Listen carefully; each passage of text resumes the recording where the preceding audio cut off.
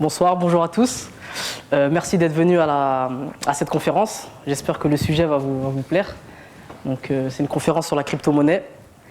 Je pense que voilà, vous entendez ça, ce thème un peu partout, donc vous vous posez certainement des questions. Et là, le but de la conférence aujourd'hui va être de vous éclaircir et de vous faire une introduction assez bonne sur le sujet.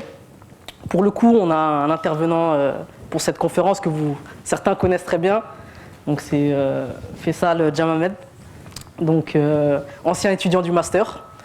Les Master 1 l'ont eu, je pense, cette année, c'est sûr, ils l'ont eu.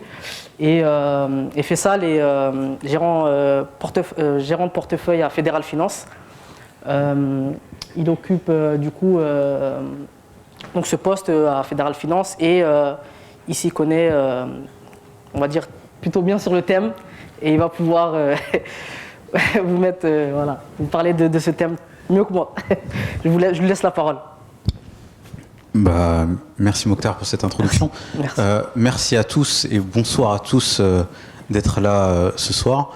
Déjà, je voulais commencer par... alors on va commencer par la partie un peu remerciement, mais merci à l'association et à toi pour cette invitation. Merci à tous les étudiants d'être là et d'être intéressés par le sujet. Et merci aussi à toute l'équipe pédagogique pour l'intérêt qu'ils portent à la fois sur le sujet et pour tout ce qu'ils font aussi pour les étudiants. Voilà, j'en profite, je fais juste une petite parenthèse parce que voilà, quand on est étudiant, on se rend compte, on se dit qu'ils en demandent toujours beaucoup, ils sont toujours un peu derrière nous, peut-être parfois un peu sévères, mais quand on passe de l'autre côté, on se rend compte à quel point ils passent leur journée et leurs années même à tout faire et que leur unique préoccupation, c'est la réussite des étudiants. Donc voilà, je souhaitais quand même faire ce commentaire et cette parenthèse. Là, on est parti pour environ 1h30. De conférence. C'est 1h30, c'est à la fois court, à la fois long. C'est un sujet très vaste. Donc, on va pas pouvoir rentrer dans le détail de tout. On va essayer de voir le plus de choses possible. Il y a des choses qu'on va devoir un peu survoler. Mais l'idée, c'est surtout de faire une première présentation, une première introduction à tout ça. Je m'attarde pas énormément aujourd'hui. On entend beaucoup parler de performance, de multiplicateurs en termes de performance. Enfin voilà, que des gens sont devenus riches grâce à ça. L'idée de la conférence justement, c'est d'être un peu à l'antithèse de ça, dans le sens où aujourd'hui, ce qu'on observe un peu dans le monde des crypto-monnaies, c'est qu'il y a beaucoup de monde qui rentre dedans uniquement par appât du gain, par volonté de faire de l'argent. C'est quelque chose de sain, mais on oublie parfois beaucoup de penser à qu'est-ce qu'il y a derrière, quelle est la technologie qu'il y a derrière. Et je pense que c'est important. Donc les axes qui ont guidé cette présentation, c'est principalement essayer de vous transmettre un maximum de connaissances sur le sujet, essayer de vous transmettre une compréhension, du moins du fonctionnement de la blockchain et des crypto-monnaies, une compréhension un peu de l'historique, parce qu'il faut comprendre un peu l'histoire pour comprendre les volontés de demain, comprendre les enjeux et comprendre aussi le potentiel qu'il y a derrière. Donc... On va avancer. Alors, comment ça va se passer? On va commencer donc par une introduction sur le sujet. Une introduction sur le sujet, où on va reprendre un peu l'historique de comment ça a été créé, par quoi c'est venu, comment est venue l'idée à Satoshi Nakamoto de créer le Bitcoin au départ. Ensuite on va voir un peu l'historique, ce qui s'est passé sur le Bitcoin, comment on en est arrivé au niveau où on en est aujourd'hui. On va essayer de comprendre ça, on va essayer d'expliquer ça. On va aussi regarder finalement la technologie qu'il y a derrière, c'est-à-dire la blockchain. C'est-à-dire qu'est-ce que la blockchain? Est-ce que finalement le Bitcoin représente la blockchain, ou alors est-ce que c'est qu'une infâme partie de la blockchain? Alors, je vous spoil un peu, c'est la deuxième réponse qui est vraie. Et puis après, on va regarder un peu, on va essayer de... Bon, il y a beaucoup de préjugés on va essayer de voir, on va essayer de faire quelque chose d'un peu interactif avec vous. Hein. Donc voilà, soit je peux très bien faire 1h30 de présentation qui peuvent être barbantes, endormantes ou je ne sais quoi. Après, si on essaie de rendre la chose un peu vivante, on peut échanger, je peux répondre aux questions. C'est une prise de risque pour moi aussi, parce que je peux me retrouver à nu et ne pas avoir de réponse à une de vos questions. Mais voilà, c'est essayer justement d'échanger, de répondre à vos interrogations. C'est un peu l'objectif aujourd'hui. Et puis, on va regarder voilà, les préjugés. On va essayer d'y répondre. Des choses sont vraies, des choses sont parfois fausses ou du moins mal interprétées. Donc, on va essayer d'y répondre. Et puis, après, on va regarder tout ce qui s'agit de la technologie NFT. Il y a eu beaucoup de hype fin 2021, peut-être encore un peu maintenant sur le sujet. On va essayer de voir ce que c'est, ce que ça veut dire, ce que ça permet. Est-ce que c'est juste des images qui se vendent à des prix complètement exorbitants et il n'y a rien derrière, ou alors est-ce qu'il y a vraiment une technologie derrière, est-ce que ça permet quelque chose, et puis après on va s'attaquer un peu au sujet des métaverses. Finalement c'est un peu le complément, parce que c'est les NFT qui permettent les métaverses. Bon, je spoil un peu, mais voilà, on va voir de quoi il s'agit, de quoi il en résout, et on va voir un peu ce que vous pensez du sujet, et on va essayer d'y répondre. Ça vous va ? Bon, je vois que ça hoche positivement. Exactement. Alors, je ne sais pas si on t'entend au micro, Mokhtar, mais voilà, si vous avez des questions, n'hésitez pas à lever la main. Je m'arrêterai. L'idée, c'est vraiment d'essayer de comprendre les mécanismes et que vous sortiez d'ici avec le maximum de compréhension et le moins d'interrogations. Alors, je suis un peu une pécresse. C'est ça. Merci, Faisal. Non, je vais rajouter juste, si vous avez une question, n'hésitez vraiment pas. On est là pour discuter. Il n'y aura pas de questions bêtes, comme on dit. N'hésitez vraiment pas. Je pense que la question que vous vous posez, peut-être quelqu'un d'autre à côté de vous se la pose. Donc n'hésitez vraiment pas, et voilà. Je vais laisser Faisal commencer. J'ai envie de commencer déjà par une question. Mais si vous êtes là, je pense que j'ai la réponse. Mais qui a déjà entendu parler de la blockchain ? Bon. Ok, une grande majorité. Qui possède des crypto-monnaies ? Ouais, il y a quand même une bonne partie. En fait, je pose la question parce que finalement, c'est quelque chose qui est un peu en tendance. C'est-à-dire que l'année dernière, on disait qu'il y avait 3% des Français qui possédaient des crypto-monnaies. Cette année, on dit, enfin l'année dernière, 2020 plutôt, cette année, on dit qu'il y en a plutôt 8%. Donc finalement, on voit qu'il y a une forme d'accroissement du nombre de possédants en crypto-monnaie. Donc on va le voir un peu tout à l'heure, mais ça reflète bien un peu le sujet. Bon. Si on commence un peu l'historique, le Bitcoin et la blockchain en général a commencé par une forme de mouvement. Alors, je crois qu'il faut bouger la souris, parce que l'ordinateur a l'air de se mettre en veille. Le mouvement prend naissance chez les cypherpunks. Donc c'était un groupuscule. Alors on n'en entend pas beaucoup parler. Est-ce que quelqu'un a déjà entendu parler des cypherpunks ici ? Ah, quand même, il y en a quelques-uns. Pas beaucoup, mais il y en a quelques-uns. C'est vrai qu'on a tendance peut-être à l'oublier, à ne pas faire attention, mais ça prend naissance là. C'était au début des années 90. C'est une forme de groupuscule de geeks, on va dire ça comme ça, voilà, qui voyaient dans l'internet, donc c'était au tout début d'internet, qui voyaient dans l'internet tout ce qui se passe aujourd'hui. Ils ont été plutôt clairvoyants sur le sujet parce qu'ils avaient peur que les gouvernements profitent d'internet pour nous espionner, pour espionner tout ce qu'on fait, pour nous épier, et que des grandes entreprises profitent d'internet justement pour exploiter nos données et baser leur business model là-dessus. Bon, finalement, c'est ce qu'on observe aujourd'hui, c'est ce qui se passe. C'est comme ça que Meta ou Google, par exemple, font leur chiffre d'affaires. C'est le business model de ces deux entreprises. Et on voit que c'est des GAFA qui pèsent lourd. Et puis, ils ont été plutôt clairvoyants parce que aussi, on se rappelle un peu l'histoire Wikileaks avec Julian Assange. Julian Assange qui justement était un de ces cypherpunks, Donc voilà, donc ils ont été plutôt, enfin je me répète, mais ils ont été plutôt clairvoyants sur le sujet. Et donc, donc leur objectif à eux, c'était de protéger l'anonymat, ou plutôt de protéger un peu la vie privée des différents utilisateurs. Et ils ont théorisé, je crois que c'était en 1997, plutôt un concept de monnaie qui, on va dire, outrepasserait les gouvernements, ou du moins qui ne serait pas sous l'influence d'un quelconque État ou gouvernement.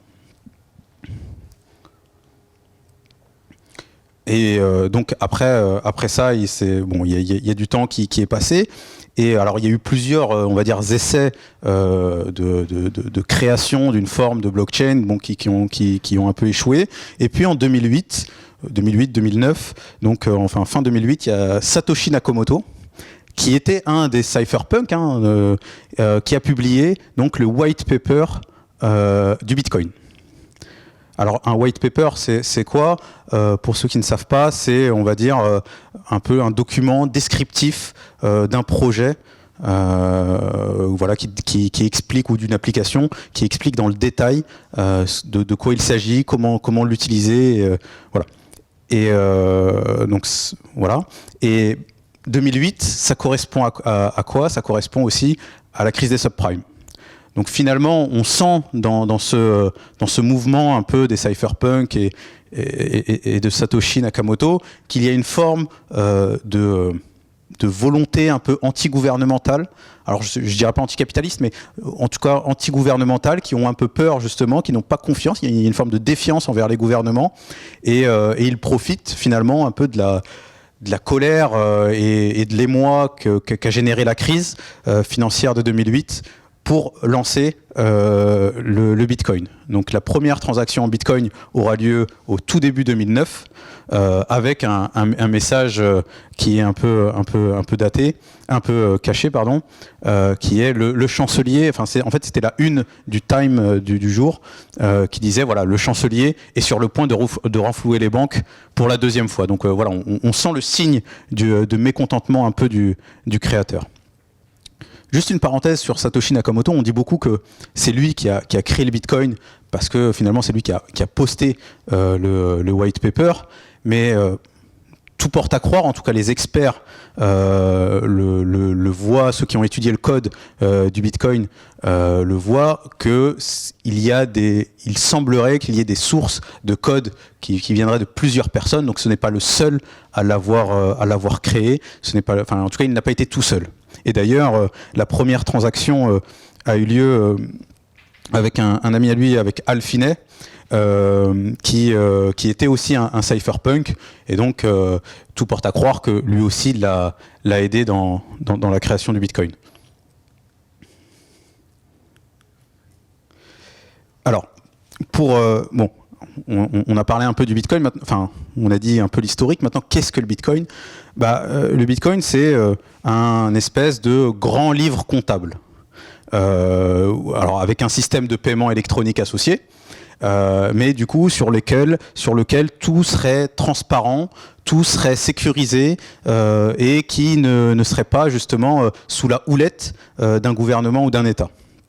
Donc finalement, l'idée, c'est de pouvoir envoyer de l'argent, par exemple à Mokhtar, sans passer par l'intermédiaire d'une banque. Aujourd'hui, si je veux lui faire un virement, même si on connaît Lydia, on connaît les nouvelles applications, la finalité est la même, c'est ma banque qui transfère de l'argent à sa banque.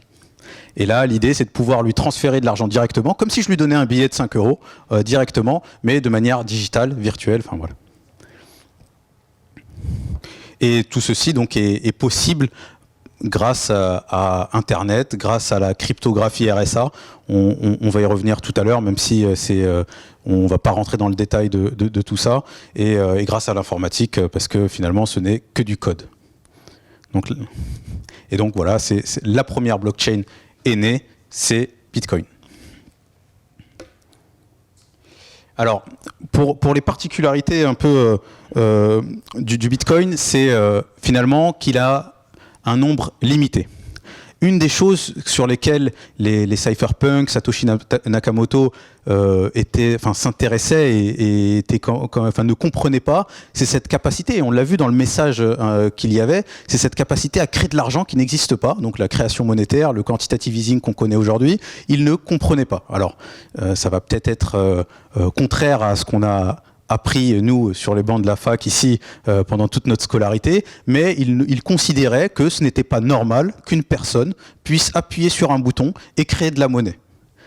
Alors, voilà. Certains diront c'est révolutionnaire, c'est génial. D'autres diront c'est plutôt risqué de faire porter tout l'argent, toutes les transactions financières, toute la politique monétaire sur un bout de code et sans que personne puisse intervenir. Mais voilà. Donc ça, après, il y a deux écoles. Je suis pas là pour donner mon avis là-dessus. Je suis là juste pour l'exprimer. Enfin, pour exprimer un peu les différences qu'il y a aujourd'hui avec les politiques monétaires et les caractéristiques du Bitcoin. Donc là, voilà, j'écris que c'est un moyen de valeur un moyen d'échange de valeur, sur un réseau peer-to-peer sans tiers de confiance. Donc c'est ce que j'ai expliqué tout à l'heure, la possibilité d'échanger et de se donner de l'argent avec Mokhtar sans passer par une banque. Et alors, je vais rentrer juste après. Là, j'écris que le validateur du réseau, donc les mineurs, sont rémunérés pour leur travail. C'est ce qui permet de sécuriser la blockchain. Mais ça, on va y revenir un peu plus tard. Oui, bien sûr. Ah oui, voilà, j'ai oublié de le préciser. Voilà, c'est ça. C'est-à-dire qu'il y a une quantité qui est maximum de bitcoins qui vont être en circulation. Il ne pourra jamais y avoir plus de 21 millions de bitcoins créés et en circulation sur Terre. Alors, pour le coup, il y a des théories, mais rien n'a été jamais explicité, en tout cas, sur la question. Justement, au moment de faire la présentation, je me suis posé la question aussi, et je me suis dit, j'ai pas trouvé d'éléments de réponse, en tout cas, sur Internet là-dessus. Allez-y. Alors, c'est vrai que j'aurais pu mettre l'échelle de création du Bitcoin. Ça va finir dans les 2140, je crois, en termes de le dernier Bitcoin créé. Par contre, en termes de création, c'est une échelle, c'est quelque chose de logarithmique. C'est une fonction logarithmique, et donc il y a eu énormément de Bitcoin qui étaient créés. Quelques informations. Bon, je crois que je vais couper ma montre. Il y a eu énormément de bitcoins qui ont été créés au départ. Au départ, il y avait un système qui permettait de rémunérer à hauteur de chaque bloc. Alors, mais on va revenir après pour la description, mais chaque bloc rémunérait 50 bitcoins. Après, tous les 4 ans, c'est divisé par 2. Donc c'était en 2008-2009. Après, en 2012, on est passé à 25 bitcoins créés pour chaque bloc. Après, donc en 2016, c'était donc 12,5. Là, récemment, donc en 2020, c'était donc 6,25. Et donc en 2024, chaque bloc rémunérera 3,125 bitcoins. Et ainsi de suite, on va diminuer progressivement tous les 4 ans jusqu'à arriver à 0 en 2140, je crois, enfin en tout cas dans ces années-là. Franck Martin, vous aviez une question ? Ah, c'était la même, d'accord.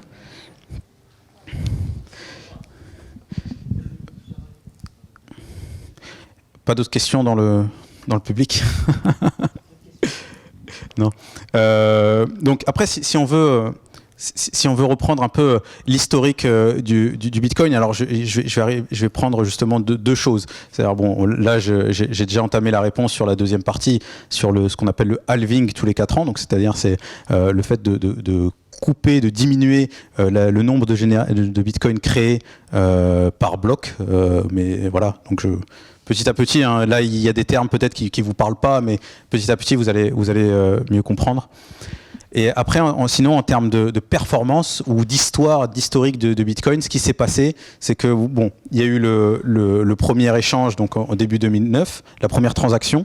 La première utilisation du Bitcoin a eu lieu en 2010, où 2 pizzas avaient été achetées en Bitcoin pour 10 000 Bitcoins. donc les pizzas les plus chères du monde aujourd'hui, hein. Voilà. Et en 2011, donc il y a eu l'histoire WikiLeaks, hein, donc où finalement ils ont réussi à contourner un peu les sanctions, où Julian Assange a réussi à contourner les sanctions en percevant des bitcoins, etc. Et donc après, par contre, et c'est ça qui peut-être important, parce que c'est ça qui a fait finalement la rumeur du Bitcoin, c'est que sur les années 2011-2012, il y a eu une vraie hype, une première hype en tout cas du Bitcoin, qui correspond à la fois finalement au premier halving, c'est-à-dire à la première division du nombre de bitcoins générés. Hein, finalement, qu'est-ce que ça veut dire? Ça veut dire que à demande constante, l'offre est divisée par 2 déjà du jour au lendemain. Donc c'est un effet haussier sur le prix, mais aussi parce que c'était très utilisé sur un site qui s'appelle Silk Road. C'était un site sur le dark web où on pouvait acheter diverses choses. Finalement, c'est pour ça que y a cette réputation un peu d'activité illégale, que le Bitcoin et les crypto-monnaies sont réservées à des activités illégales à cause de ça, parce que c'était la principale utilisation à ce moment-là. Donc il y a eu la fermeture de ce site qui a été grandement médiatisé. Et puis, alors la deuxième chose qui a fait mal aussi en Bitcoin, c'est l'année suivante.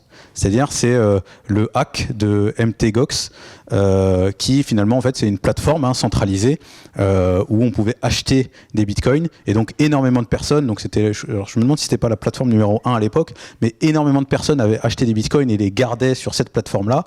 Et cette plateforme s'est fait hacker. Bon, aujourd'hui, on ne sait pas si il y a eu beaucoup d'accusations sur le PDG justement de cette plateforme qui serait parti avec la caisse. Donc il a été poursuivi en justice, il a été aussi poursuivi, pas mal harcelé, etc. Bon, aujourd'hui, on n'a pas de conclusion sur qui a volé qui, mais en tout cas, ça a beaucoup fait parler, et pas forcément dans le bon sens. Et puis après, par contre, il y a eu d'autres sujets, d'autres thématiques sur le Bitcoin, parce que le Bitcoin, dans sa technologie, c'est un peu le dinosaure, c'est-à-dire c'est le premier, et on le sait tous, quand il y a une nouvelle technologie, les premières esquisses ne sont pas forcément les plus performantes. On continue à s'améliorer progressivement tout le temps. Et là, le problème du Bitcoin, c'est que il supportait que très peu de transactions à la seconde. Et donc, on arrivait rapidement à une blockchain qui était congestionnée, qui, pour quelque chose qui devait être instantané, on arrivait à plusieurs heures, plusieurs jours avant que la transaction soit effectuée. Donc, ça posait pas mal de problèmes. Et donc, il y avait des sujets de discussion pour savoir est-ce qu'on change, est-ce qu'on augmente la capacité est-ce qu'on augmente la capacité justement du Bitcoin? Et là, donc il y a eu 2 écoles qui étaient d'accord, et donc qui étaient pas d'accord, pardon. Et donc une a fait un hard fork, c'est-à-dire qu'ils ont séparé, ils ont créé un Bitcoin bis qui s'appelle Bitcoin Cash. Et qui a recopié tout l'historique du Bitcoin, mais qui est boosté. C'est un Bitcoin boosté qui est capable de supporter davantage de choses, qui est un peu amélioré. Mais finalement, force est de constater que la majorité dans ces moments-là, c'est qui choisit. C'est les utilisateurs qui choisissent vers quelle plateforme, vers quelle crypto ils souhaitent accorder leur confiance, parce que finalement tout est une question de confiance, comme la monnaie. Et donc le Bitcoin, malgré son manque de capacité, ses limites, a été préféré. Et puis après, il y a eu toute l'accélération de 2020, 2021, sur lesquels on a atteint des sommets à $68 000, où finalement, là, il y a eu une vraie, énormément de nouvelles qui sont tombées. Là, j'écris qu'il y a le Salvador qui en fait sa monnaie légale. Bon, il y a aussi le fait qu'il y a des institutionnels qui viennent de plus en plus investir dessus, mais voilà, c'est davantage proposé aussi en tant que solution. Par exemple, il y a eu le premier ETF Bitcoin qui est sorti. Après, il y a eu les CME, les futurs de Bitcoin qui sont au niveau du Chicago Mercantile Exchange. Voilà, donc bon. Ouais. Il y a un lien entre le halving, et la tendance haussière des alors juste Bah justement, c'est-à-dire que ça peut être une première explication de la hausse. C'est-à-dire que même à demande constante, c'est-à-dire que même si la demande ne change pas, vu que la création de Bitcoin diminue de moitié, eh bien, ce qui fait qu'on a nécessairement, mécaniquement, un effet haussier sur le prix. Et puis après, il y a toute la hype, toute la tendance, tout l'effet de tendance qui fait que aussi il y a une dynamique peut-être qui fait que ça ressemble aussi à un effet bulle. Parce qu'il y a des anticipations. Après, c'est quelque chose, le Bitcoin et l'ensemble des crypto-monnaies. Moi, je ne suis pas là pour dire si la valorisation du Bitcoin est à sa juste valeur. Ce n'est pas du tout mon rôle aujourd'hui. Et voilà, je n'ai pas, en réalité, je n'ai même pas d'avis là-dessus. Mais en tout cas, si on veut chercher des explications, ça peut en être une. Et donc dans cette tendance finalement un peu d'écosystème en plein essor, voilà, je vous mets quelques slides qui vous montrent un peu l'effet institutionnel depuis 2021. Donc c'est-à-dire que là, on voit que les investissements dans les blockchains ont explosé. Donc ça, c'est toute l'activité investissement. C'est juste, voilà, on voit que ça a juste explosé. Après, on voit qu'il y a plus de 220 millions de personnes aujourd'hui qui sont utilisateurs de crypto-monnaies. Bon, ça représente quand même à l'échelle mondiale pas grand-chose, hein, mais petit à petit, ça augmente et c'est ce qui fait que ça a cet effet hausse de la demande de manière un peu structurelle. Ah. Ouais. Alors après il y a voilà, donc c'est toujours dans la continuité un peu de ce que je disais, c'est-à-dire que aujourd'hui on observe finalement que les institutionnels se positionnent sur le sujet. À mon grand désarroi, on observe que c'est malheureusement, c'est en tout cas principalement les grandes banques et les hedge funds et les banques d'investissement US qui le sont. En France, on est beaucoup plus alors je ne sais pas si on est réticent, mais en tout cas on est plus méfiant, on y va plus au pas à pas. Et voilà, mais en tout cas on observe que la tendance en termes de volume, alors je ne sais pas si on voit bien les graphes à votre niveau, mais on observe que en termes de volume, ça a explosé en novembre et qui correspond finalement au pic de prix du Bitcoin.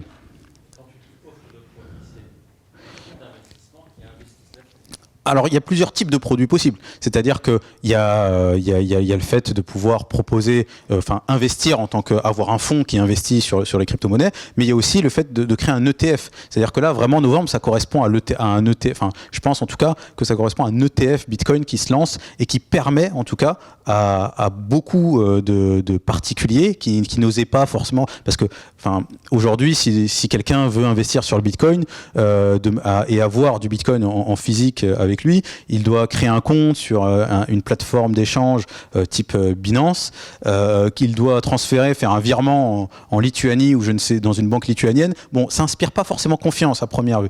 Et donc, si c'est notre banque qui nous propose d'investir dans un ETF et donc d'être exposé à la performance du Bitcoin sans avoir à faire tout ça, c'est d'un coup beaucoup plus facile. Ouais.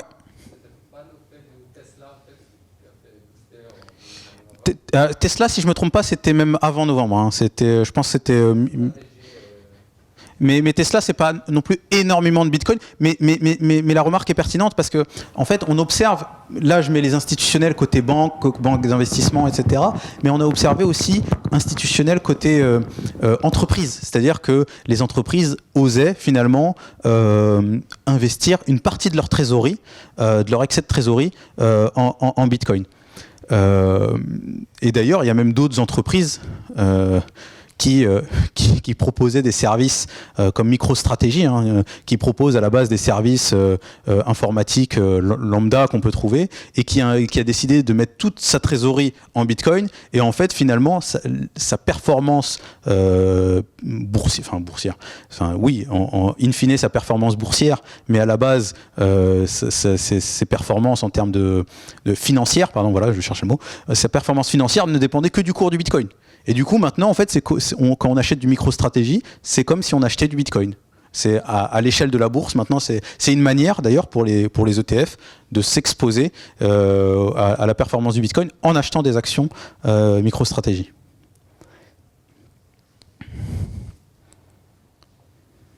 Et donc, voilà, c'est 62%, donc c'était une enquête qui avait été faite en juin 2021, et donc 62% des investisseurs institutionnels non exposés aujourd'hui, enfin en crypto-monnaie, estimaient qu'ils avaient envie, en tout cas, de le faire avant fin 2022. Donc, ça montre en tout cas l'appétence et la tendance de fond qu'il y a sur le sujet. Et donc pour clôturer un peu cette introduction cette historique qui a été un petit peu long, on va voir un peu les risques et les limites du Bitcoin. Donc finalement, aujourd'hui, ce passé, c'est ce que je disais un peu tout à l'heure, mais ce passé des États, des gouvernements, il y a un risque donc de perte de l'autonomie de la part des gouvernements. Donc les gouvernements ont peur de ça, mais aussi s'il y a demain une adoption massive et que par exemple, je prends l'exemple du Salvador, si la monnaie, la seule monnaie légale du Salvador est le Bitcoin, le Salvador perd toute possibilité d'action de politique monétaire. C'est-à-dire que ça devient, c'est-à-dire en cas d'inflation ou en cas de crise, ils perdent ce levier-là qui peut être, qui on le sait, en tout cas on l'a étudié ici, qui est quand même important pour pouvoir lutter, avoir des politiques contracycliques pour renouer en tout cas avec la croissance. Après, on l'a vu avec MTGOX, il y a toute une question de sécurité des plateformes, c'est-à-dire qu'aujourd'hui, il y a des solutions comme Ledger qui proposent de garder en physique ces bitcoins et donc de les garder, d'être hors réseau. Et donc de ne pas risquer de les perdre, mais par contre, ceux qui les gardent, ceux qui ont ouvert un petit compte sur Binance et qui se disent que ça sert à rien d'acheter 200 € un truc Ledger, il y a le risque, c'est-à-dire si demain Binance se fait hacker, ça peut être, ils peuvent perdre leur argent. On verra plus tard qu'il y a des choses qui sont faites pour éviter ces problèmes-là, mais ça arrive encore. Donc c'est un risque, c'est une des limites du Bitcoin et des blockchains en général. Et puis après, il y a le coût énergétique, on va y revenir aussi, mais le coût énergétique aujourd'hui, à l'heure de la transition énergétique, qu'est-ce qu'on fait de ça ? Est-ce qu'on se dit, on accepte la croissance du coût énergétique des crypto-monnaies et du Bitcoin en général, ou alors parce que c'est nécessaire, parce qu'on en a besoin, ou alors est-ce qu'on estime que aujourd'hui c'est quelque chose qui n'est pas nécessaire, on n'en a pas besoin pour vivre, et du coup on pense avant tout à notre planète. Bon, c'est des sujets, chacun aura son avis là-dessus. Et puis après, il y a d'autres choses. Il y a le tiers de confiance, le fait qu'il n'y ait pas de tiers de confiance. Donc, si on se trompe d'adresse, si Mokhtar m'envoie son adresse et que, sans faire exprès, j'enlève une lettre et que j'envoie mon argent, l'argent est perdu. Il ne l'a pas reçu. Je ne l'ai pas envoyé. Je l'ai envoyé, mais il ne l'a pas reçu, et donc c'est perdu. Il n'y a pas de. Petite question, Faisal. Oui, bien sûr. Et pour le coup, du coup. Tu disais qu'il y avait une question de si tu te trompais sur la lettre ou que tu faisais une faute sur le code de sécurité. Ouais. Mais est-ce que la sécurité est réelle en termes de, comment dirais-je, lorsque l'échange se fait, ouais. Est-ce que vraiment on est guidé, donc vraiment pas à pas sur comment l'échange peut être fait sur ces différentes plateformes que tu citais ? Que ce soit Binance ou... ta question, elle ne repose pas sur la blockchain, elle repose sur la sécurité des plateformes et sur est-ce que les plateformes nous guident suffisamment moment de faire pour éviter ces erreurs, c'est ça ? Pour éviter ces erreurs, exactement. En réalité, elles écrivent ce qu'elles ont à écrire. Elles disent les informations qu'il faut. Maintenant, les adresses, c'est des adresses avec, je sais même pas si c'est de l'hexadécimal ou pas, mais avec 20 chiffres, lettres, majuscules, minuscules. Bon, après, une erreur peut vite arriver. C'est humain. Après, il y a des systèmes qui sont sur les plateformes, il y a des systèmes qui sont mis en place dans le sens où on peut, une fois qu'on l'a fait une fois, on peut enregistrer une adresse en disant voilà, c'est l'adresse de Mokhtar, et du coup la fois suivante, j'ai juste à mettre voilà, je veux envoyer à Mokhtar, et ça a déjà enregistré ton adresse. Donc ça limite un peu, si tu veux, c'est les efforts qui sont faits, et ça limite un peu les erreurs, quoi. Et donc après la dernière limite, c'était un peu ce qu'on évoquait tout à l'heure, c'est-à-dire que le réseau Bitcoin aujourd'hui il est très facilement saturé, et donc ce qui fait que on peut difficilement l'utiliser comme valeur, comme échange, comme monnaie réellement. Et donc, quid de ce qui se passe demain? Donc, comment on peut estimer que un bitcoin vaut 40 000 $ quand finalement on peut même pas l'utiliser pour acheter une baguette de pain parce que la transaction se fera que dans 2 jours. Donc, c'est là où il y a des sujets de réflexion et sur lesquels on peut avancer.